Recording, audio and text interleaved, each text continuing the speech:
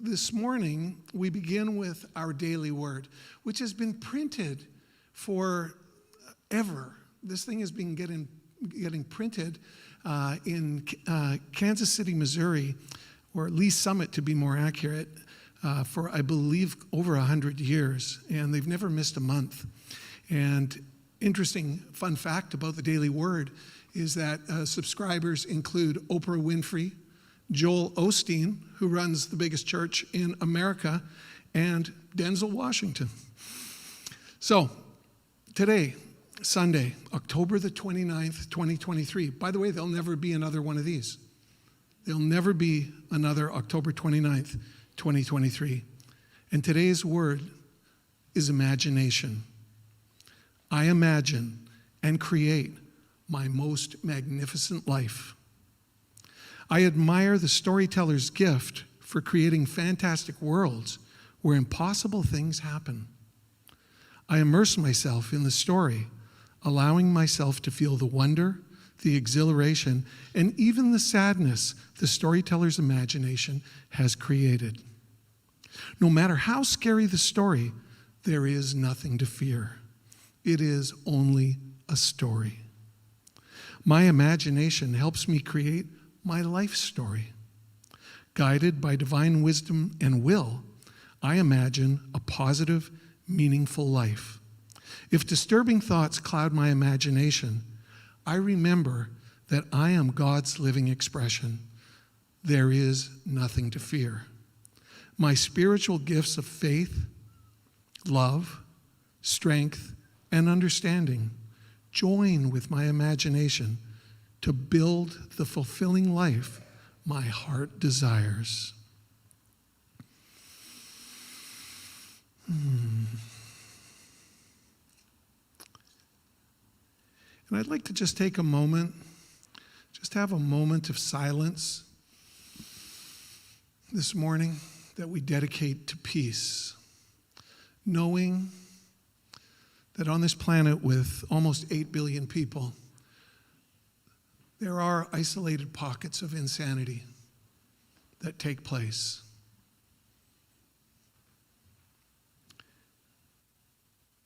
And we hold in our hearts compassion for these souls who are evolving. And gathered together, we use our collective minds to send comfort,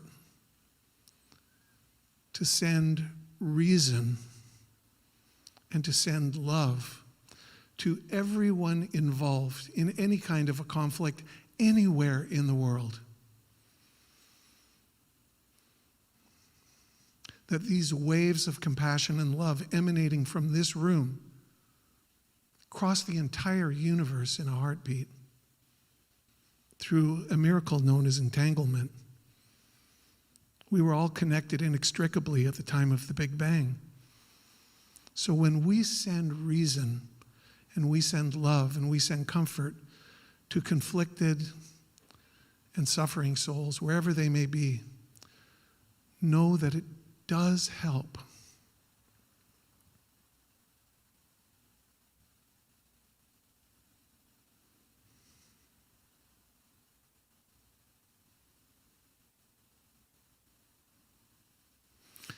And now returning to the room. So this morning we have a guest speaker who many of us are becoming familiar with and who many of us are developing a great affection for. Reverend Maggie Alderman is a lifelong Unity student who most recently served as the senior minister to Unity of Central Florida in Orlando. Now a minister at large, Maggie serves the Unity Worldwide Spiritual Institute, is a published author for Unity Magazine, a workshop facilitator, and a much-loved guest speaker. Maggie has a deep love for her family, a passion for prayer, diversity, and inclusivity, and she embraces life with this mission: to boldly embody Christ consciousness with a loving audacity that grants others the liberty to claim their own divine expression. Please join me in welcoming Reverend Maggie Alderman. And yes,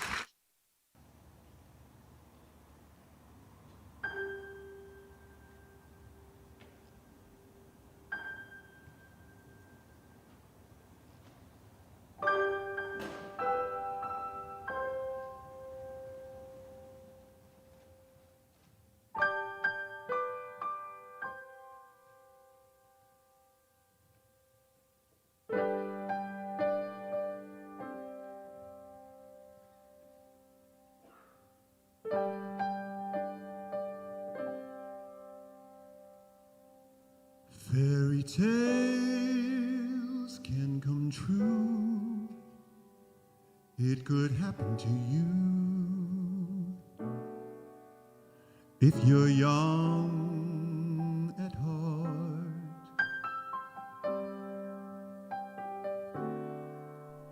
For it's hard, you will find, to be near of mind if you're young at heart.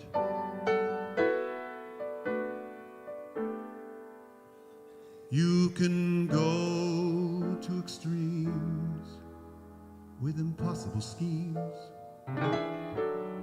You can laugh when your dreams fall apart at the seams, and life gets more exciting with each passing day.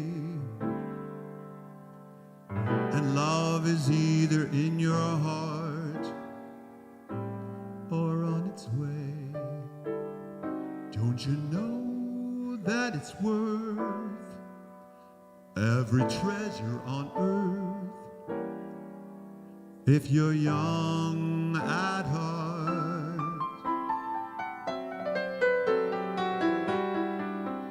For as rich as you are, it's much better by far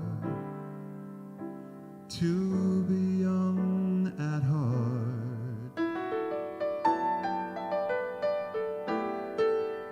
And if you should survive to 105,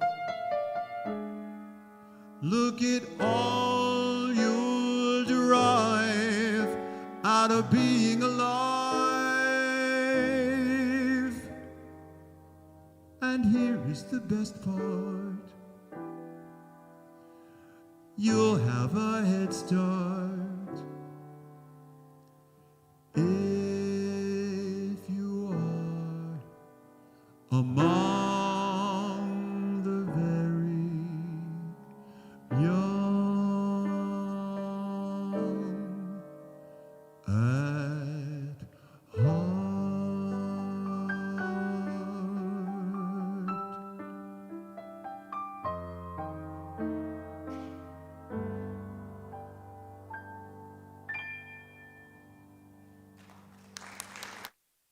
So today's talk title is "And So It Goes," and it seems like that might be appropriate today. And so it goes. We just go with the flow. Well, we're talking a little bit about today being our cycle, or the cycle, of co-creation and our role in the process of creation or manifestation. That seems to be the big power word out there these days. I feel like the rest of the world is just catching up with unity we've been manifesting for decades and decades. And we're also going to take a look at how we achieve the outcome we desire. And that is the underscore: achieving the outcome we desire. Because I don't know about you all, but I have a tendency at times to achieve an outcome that I did not intend to. I did not desire chaos or frenzy or stress. And being a practitioner of truth, we continue to practice and we get better and better with each cycle. And so it goes. I don't know about you all, but I love autumn. Autumn is my favorite season. Maybe it's because my birthday is in October. I don't know, but I just love the changing gears from the high temperatures. I live in Central Florida, so it gets really, really hot, and the really long days, and just the energy from summer of being on the go, go, go, go, go, do, do, do, do, do. Really, really good at that. But I love the downshift to the cooler mornings and evenings and slowing down into shorter days and finding more time to go into my inner sanctuary. That seems to be the feel of fall, isn't it? Well, I also love the harmony I experience with the one presence and the one power of all living things this time of year. Well, don't get me wrong. I'm not saying that we aren't in harmony in other times of year. It just feels like I am alert to the way we all move and have our being. And I become acutely aware of the oneness that binds us together. And I notice this because we all start to move in the same direction. Have you noticed? Though our activity might look a bit different, like squirrels are gathering nuts. And if you were here for my last Sunday talk with you all, we have black bears and a popka that apparently feel the need to go through everyone's trash to get ready for winter. Now the trees are dropping all of their leaves, and I turn to the kitchen and I make soup. But all of this activity, through all of these actions, I recognize that we are reflecting the awareness of the sameness that speaks to all of us. That sameness is God. If you have an allergy to the word God, call it universe, call it Bob. I had a minister friend who called it peanut butter. But it's the oneness and the sameness that moves and stirs us into the same inward direction. So in the US right now, we are in the prime harvest season of all of the crops that we planted and nurtured in the later spring and into the summer. Everywhere you turn, in my neighborhood anyway, there are pumpkin patches on every corner. There are apples for sale on the roadside. And at the grocery store, there seems to be an overflowing display of winter squash and gourds and apple cider and beautiful sprays of mums of all colors. All of this screams to the heavens, success! We had a successful harvest, and there is loads for us to celebrate. This is true. We are all grateful, whether it's for the cooler weather, whether it's the shorter days, whether it's the bounty that we reap. We are all experiencing this energy of gratitude. I know I'm not alone. And harvest time is the end of a cycle. It's the end of a cycle, and cycle means that it doesn't stop there. I was reminded of this just the other day. I was driving down a back road. I live out in the country, so that's not uncommon. But I was driving down a back road, and I was taken aback by the metaphor that I offer you all as the foundation for today's lesson. Driving down the road, there was harvesting happening. On one side of the road, there was a frenzy of collection, the last of corn being brought in, cotton being brought in, all kinds of goodness that was time to be reaped. And on the other side of the road was a mostly completely wrecked field. It was evidence of the harvest complete.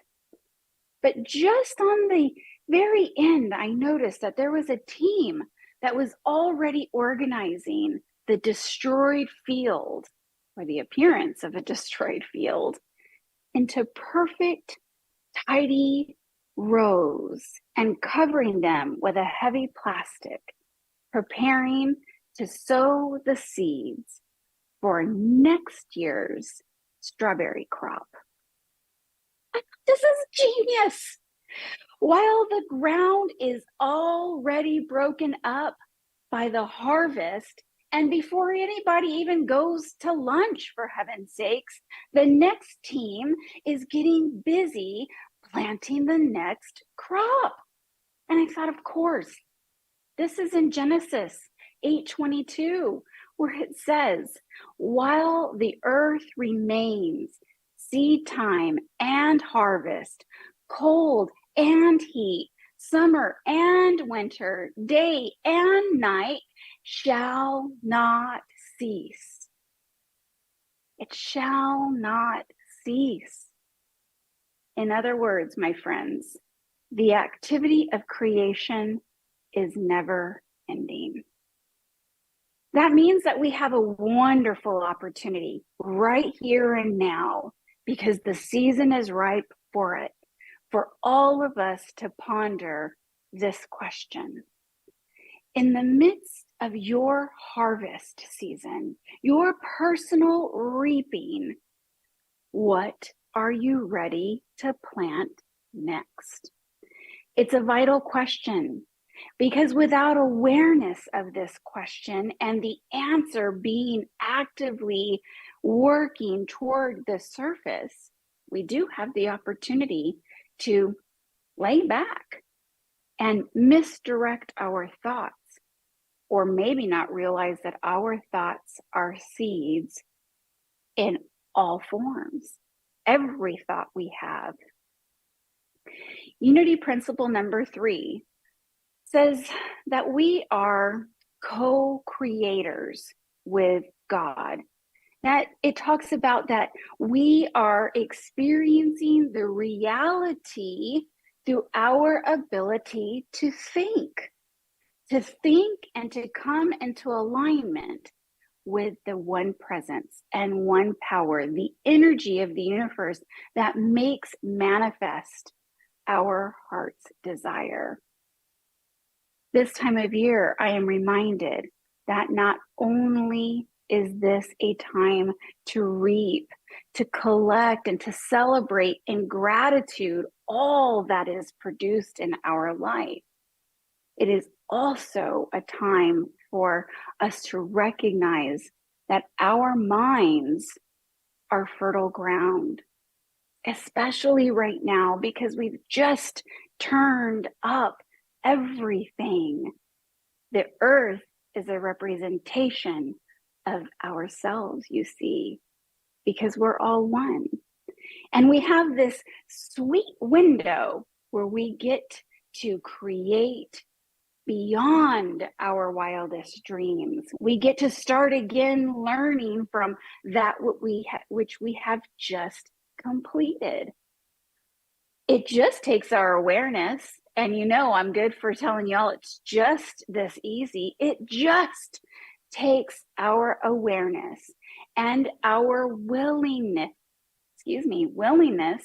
to work with the principle, to work with the law, to work with God, to elevate our consciousness, because it is our state of mind that determines our level of fertility. It is our state of mind that determines what gets produced.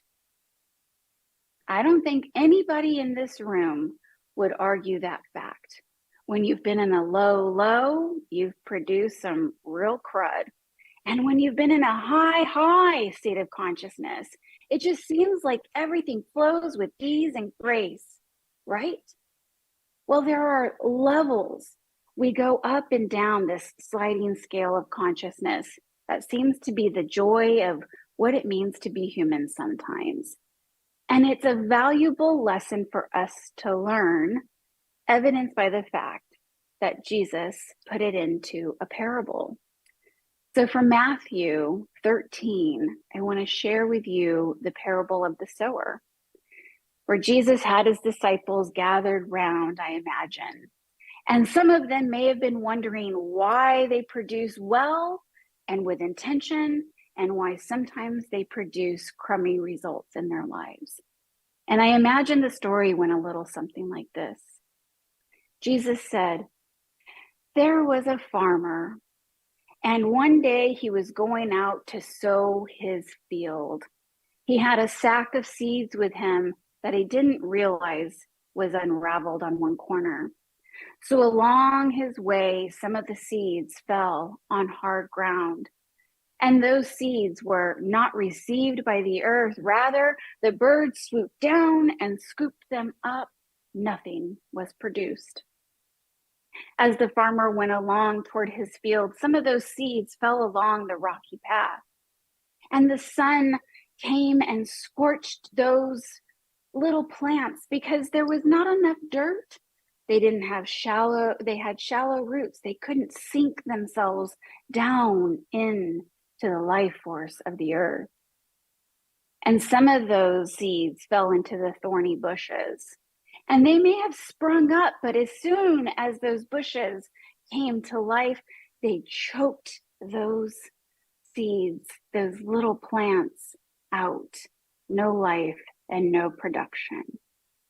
But when the farmer reached his fertile field, when he reached fertile ground, the ground that had been tilled, the ground that had been fertilized, the ground that had been prepared, then every seed he sowed produced 100 times.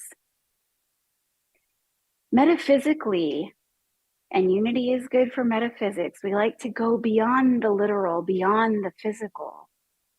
Metaphysically, the hard ground is an unreceptive mind.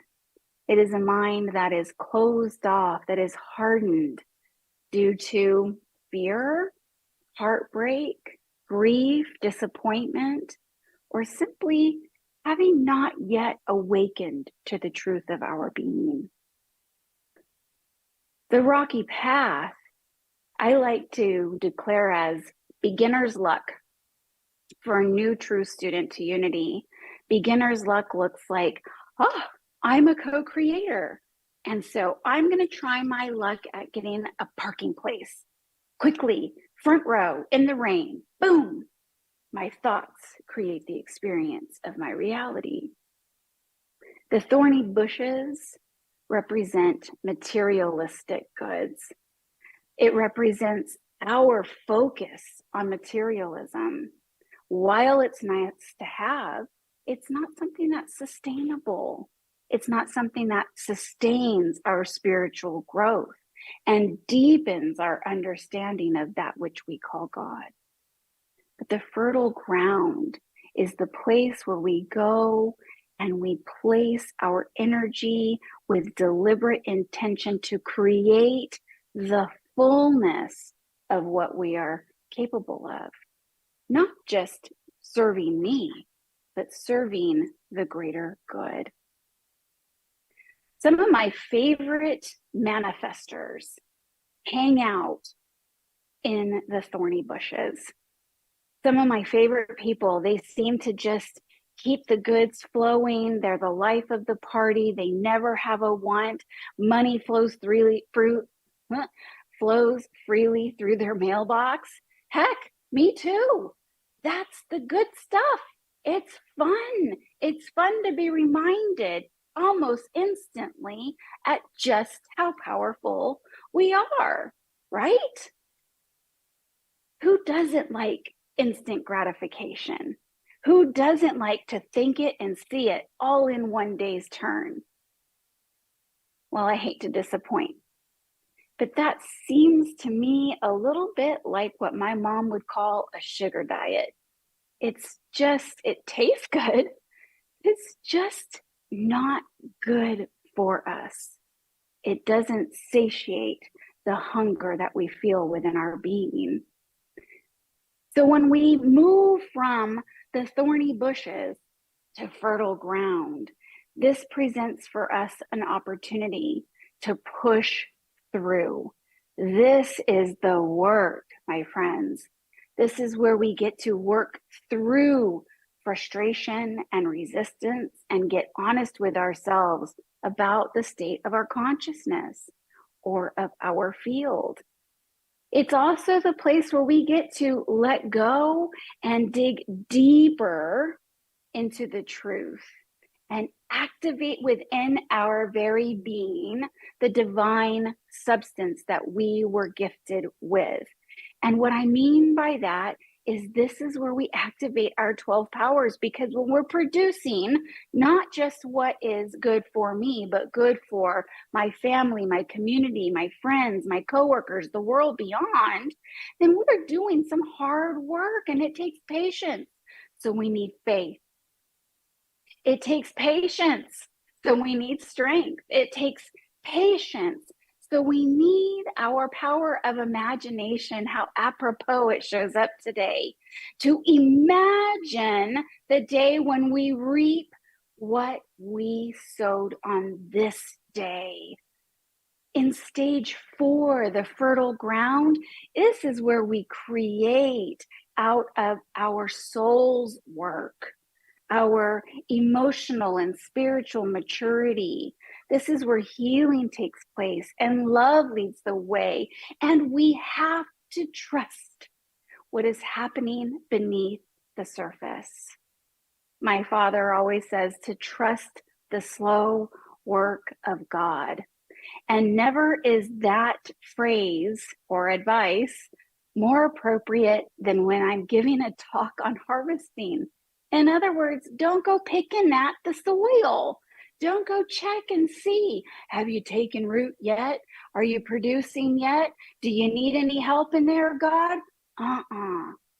We release our dreams. We release our knowing. We release our desire to the universe and affirm and know that it is conspiring in our favor. And that which we want to see made manifest is coming to us right now. But it's working. It's coming. It's growing. It's strengthening first. And we have within us the ability to withstand the time of preparedness. So what I like to do is end my talks with not just principle, not just here's the law, but how do we put this principle into practice? So to recap, we start our harvest season giving thanks for the bounty, celebrating all that we have produced, even if it failed to meet our expectation. Bless it and know that that was the very best that you could do in that moment. Second is to consider what you want to see next in your life, what experience you want to have next. Time is of the essence. You have tilled the earth and torn it up, and now we're ready to organize our thoughts and create with intention that which we want to see. And third is to develop or stay with your prayer practice. If you haven't already got a routine or a practice that serves you, I encourage you to start small, a few minutes a day. And if you are an avid and well-practiced prayer or meditator, take that deeper. Give yourself 5 more minutes. Create a new place for you to experience the alignment with God. What we have to do in this time is to nurture what we have planted.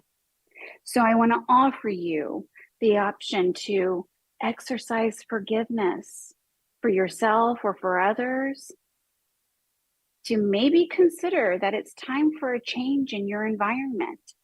Not all things grow well in all climates. So you may need a change from people, places, or things. But as we started today in meditation, you may not quite yet know what you want to see made manifest in your world. You may not know what is yours to do and how you're ready to show up. So there's no harm in sitting with the question. Just know that we are in harvest season and that energy is alive and it is shimmering right now. So whatever it is that we have taken up, we have created an empty space. And as I'm sure you've probably heard, the universe abhors a vacuum.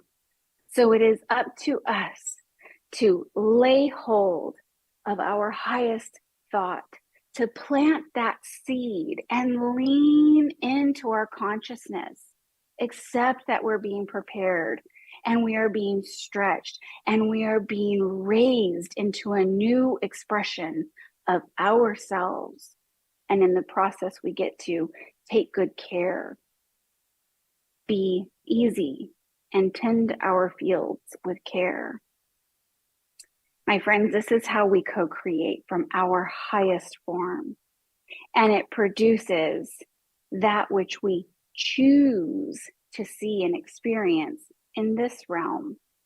If we do it well and with loving care, we will see it produce 100-fold. And soon enough, as things go, the cycle will begin again. Happy harvest season and happy planting. I cannot wait to see what you reap next. And so it is.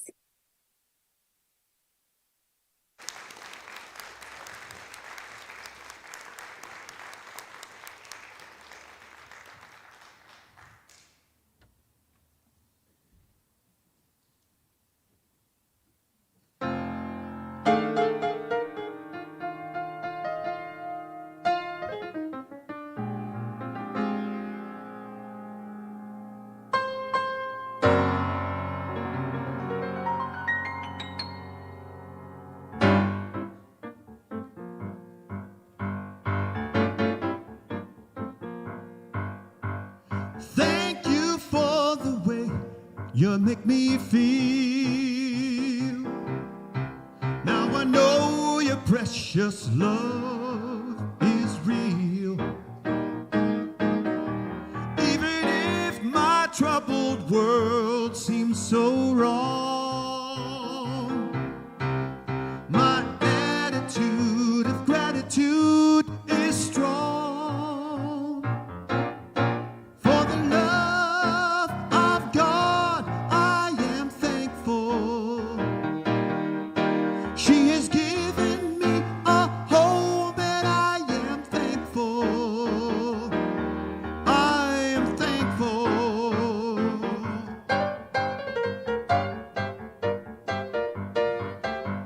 Thank you for the times you give me peace.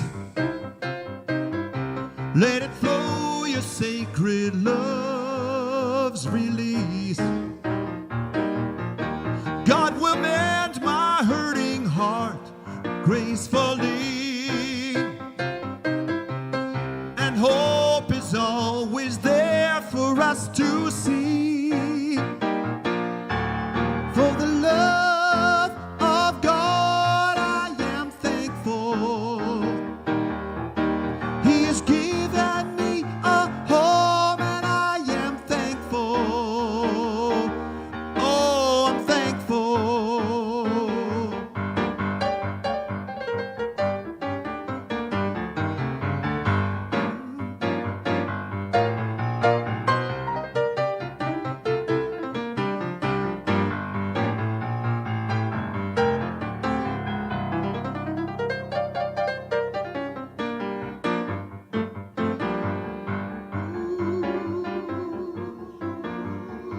I'm grateful for my family and for my loving wife.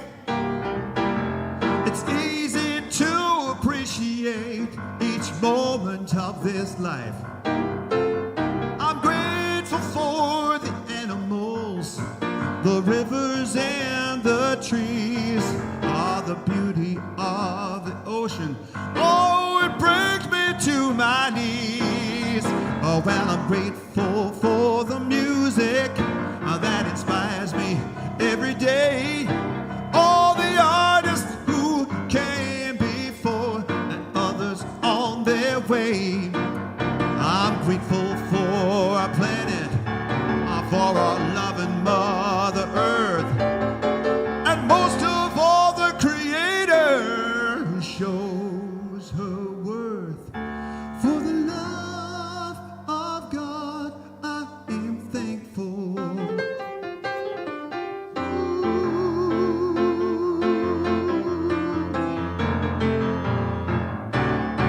For the love of God, I am thankful.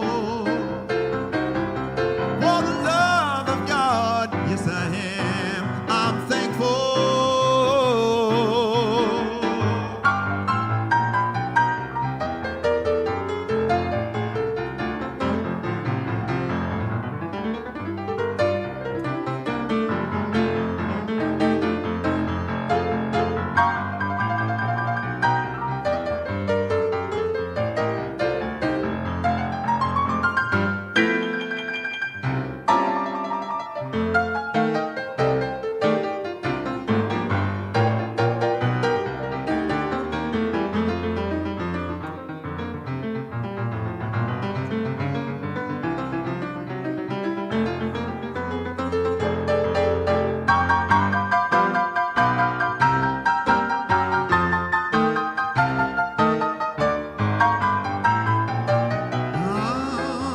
Oh, you can sing it with me if you want to. Goes like this.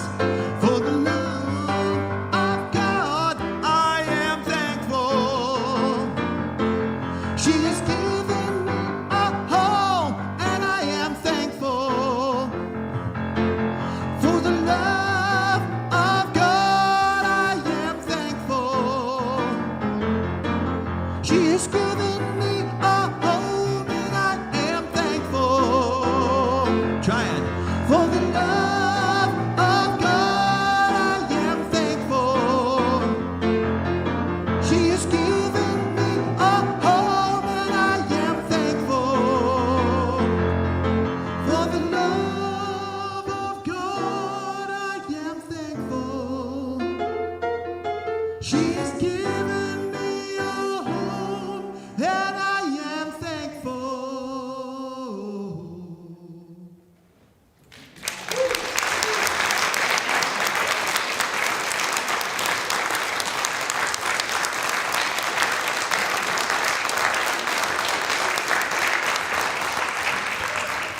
Wow, Tom. Wow.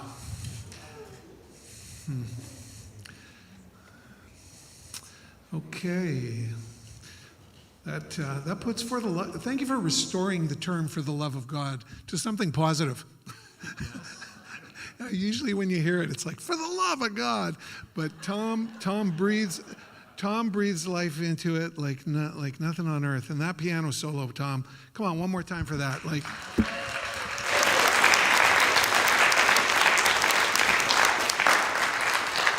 Okay, so we now come to the time in our gathering where we demonstrate our faith in spirit through our freely given love offerings. Let's get still for just a moment and give thanks to Source for the many blessings in our lives. If we count them, they're there. And the more we look for them, the more we pay attention to them, the more we see, the more we find, and life opens up to us and starts giving forth much more than we ever realized was really available. So thanks for our health. Thanks for the people in our lives. Thanks for the many blessings we enjoy in peace here in Vancouver every day. And around the world, there are people who could use more peace. So let's again just send a prayer for peace.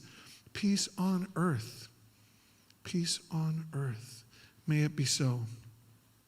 May these blessings be spread and enjoyed by all people everywhere. And so now our offering statement, all together now, divine love flowing through me blesses and multiplies all that I am, all that I give, and all that I receive. If you're here in person, please drop off your donation with the ushers as you exit the sanctuary. And to donate online, simply click on the donate link in your chat window, which will allow you to give via all major credit cards. You can also give via e-transfer, which can be addressed to donations@unityofvancouver.org. Once again, if you're on Zoom or YouTube, thanks for your patience today as we wrestled with some of these technical issues. We had a few laughs here, and we're setting an intention that next week is going to be our most perfect ever. We've got a lot of people working on the back end here, and I'm certain we're very near the finish line. Once again, if you're on Zoom or YouTube, you will find a donate link in your chat window. Now, while you're making our donations, Tom, if you could give us just a couple of minutes more of music as people prepare. Thank you.